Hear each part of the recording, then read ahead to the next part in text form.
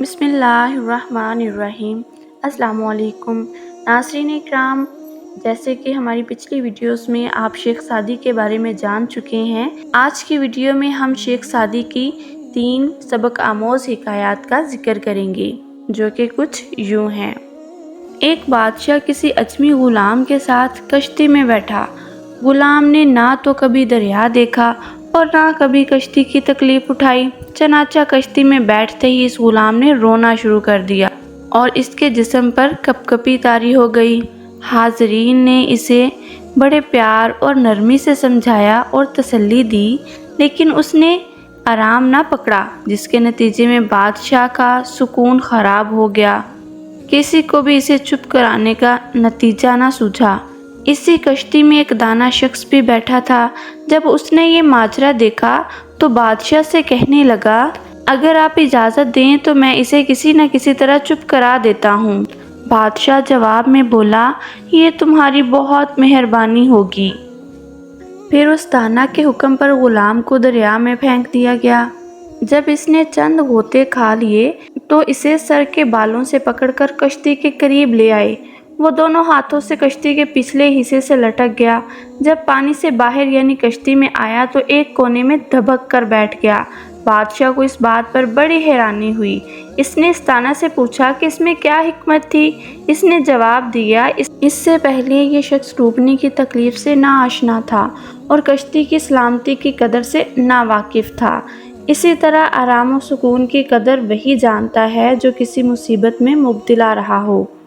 اس کی کچھ مثالیں یوں ہیں کہ اے شکم سیر، تجھے جو کی روٹی اچھی نہیں لگتی، جو چیز تجھے بری لگتی ہے وہ میری معشوق یعنی مجھے بہت پسند ہے۔ مطلب یہ کہ جسے پیٹ بھر کر کھانے کو میسر نہ ہو، اس کے لیے جو کی روٹی بھی ایک عظیم نعمت ہے۔ جنت کی حوروں کے لیے اعراف بھی دوزخ ہی کے برابر ہے، لیکن اگر تو دوزخیوں سے پوچھے تو اعراف ان کے لیے بہشت ہے۔ اسی طرح شیخ سعدی ایک دوسری حکایت کچھ یوں ہے کہ ایران کے بادشاہ ہرمز سے لوگوں نے پوچھا، حضور نے اپنے باپ کے وزیروں کا کون سا ایسا قصور دیکھا جو انہیں قید میں ڈال دیا؟ اس نے جواب دیا، ان کی کوئی خطا وغیرہ تو میں نے نہیں دیکھی، البتہ میں نے یہ دیکھا کہ ان کے دل میں میرا خوف بہت زیادہ ہے اور وہ مجھ پر قطعاً بھروسہ نہیں کرتے، لہٰذا میں ڈر گیا کہ وہ اپنے آزار کے خوف سے کہیں مجھے مار نہ ڈالیں۔ اسی بنا پر میں نے داناؤں کے اس قول پر عمل کیا، اے دانا شخص، جو کوئی تجھ سے ڈرتا ہے تو اس سے ڈر، اگرچہ تو جنگ میں اس جیسے سینکڑوں آدمیوں پر غلبہ پا سکتا ہو۔ کیا تو نہیں دیکھتا کہ جب بلی مغلوب ہو جاتی ہے تو اپنے پنجوں سے چیتے کی بھی آنکھیں نکال ڈالتی ہے، اور سانپ اس لیے گڈریے کے پاؤں میں کاٹتا ہے کہ وہ ڈرتا ہے کہ گڈریا اس کا سر پتھر سے کوٹ نہ ڈالے۔ شیخ سعدی کی حکایات بہت سبق آموز ہیں۔ اسی طرح ہم ایک اور حکایت کا ذکر کرتے ہیں جو کہ کچھ یوں ہے۔ عرب کا ایک بادشاہ بڑھاپے کے ایام میں بیمار پڑ گیا اور اسے بچنے کی کوئی امید نہ رہی۔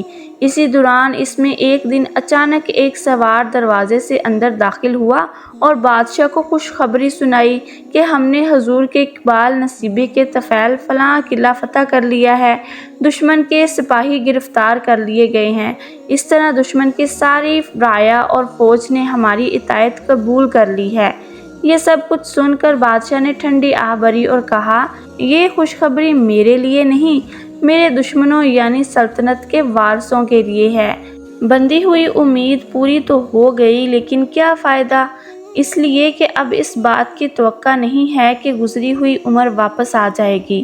مراد یہ کہ دل کی آرزوئیں اس وقت پوری ہوئیں جب زندگی کا آخری لمحہ آن پہنچا۔